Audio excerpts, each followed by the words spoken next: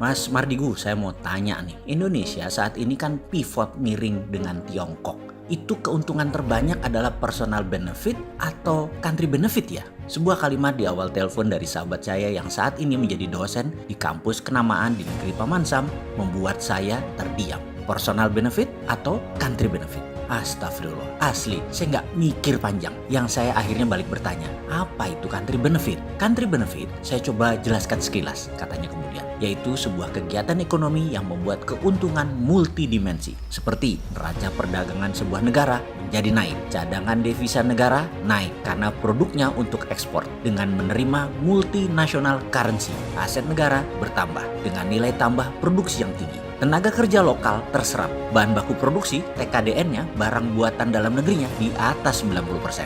Tidak ada flight capital pelarian dana keluar, ada alih teknologi ke tenaga kerja lokal, manfaat pajak tinggi, produknya memberi kekuatan politik di luar negeri negara tersebut. Kalau personal benefit, saya pun bertanya kepadanya. Ya, yang untung hanya personalnya saja. Yang membawa proyek atau yang menginisiasi proyek, dia yang untung. Cadangan devisa negara jadi minus. Aset negara atau natural resources capital jadi hilang. Hasil pajak kecil. Bahan produksinya semua asing. Pinjaman dana juga asing. Tenaga kerja asing dalam tingkat manajerial ke atas. Tenaga kerja lokal hanya buruh kasar. Tidak ada alih teknologi. Transaksi ke luar negeri namun duit capex, capital expenditure, nggak pernah balik masuk ke Indonesia lagi. Hanya operational expenditure yang masuk. Dan uang yang dibayar untuk membeli bukan multinational currency seperti dolar, tetapi mata uang negara pembeli. Misalnya yang beli Malaysia dibayar pakai ringgit, yang beli Vietnam dibayar pakai dong Vietnam. Itu namanya bilateral currency. Ini tidak membuat keuntungan atau country benefit sama sekali.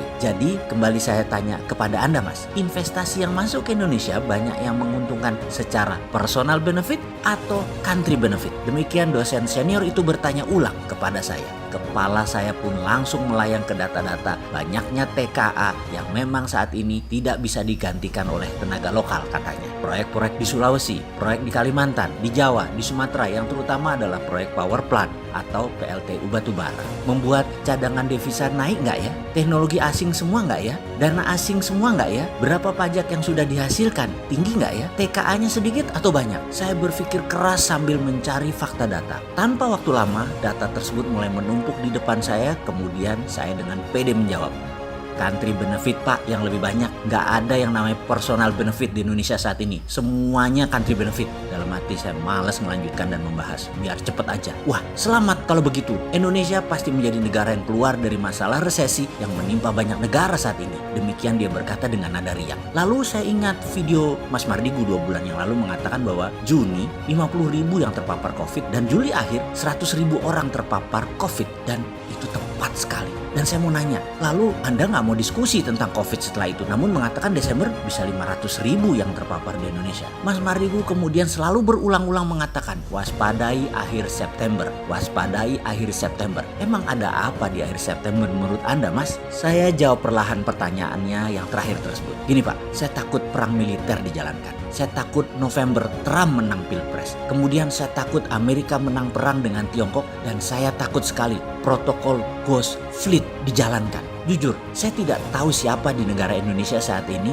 yang menjelaskan ancaman atau who define nation threat dan mempunyai skenario untuk mengantisipasi nation threat-nya. Mendefinisikan ancaman lalu menyiapkan antisipasinya seperti halnya sebuah moto Latin yang Jenderal Napoleon Bonaparte pernah pakai. Civis pacem para bellum adalah moto pasukan elit yang menyatakan kalau Anda mau perdamaian, bersiaplah untuk perang. Ngomong-ngomong, saat ini nama kode pasukan Amerika dan pasukan beberapa negara yang mengepung Laut Natuna Utara di dalam berperang melawan Tiongkok adalah Civis pacem para bellum. Ini kode keras di mana setiap negara yang memahami nama kode ini harusnya mulai menerjemahkan kemudian bergerak mengantisipasi. Karena itu kita mengingatkan Amerika dan sekutunya serius mau menghajar Tiongkok. Ini yang saya takutkan kejadian di akhir September mendekati masa Pilpres di Amerika. Bentuk pasti perangnya, apa itu saya kurang tahu. Namun mudah-mudahan saya salah lagi. Yang penting tidak ada personal benefit dari miringnya Indonesia ke Tiongkok. Iya nggak? Betul nggak? Setuju nggak?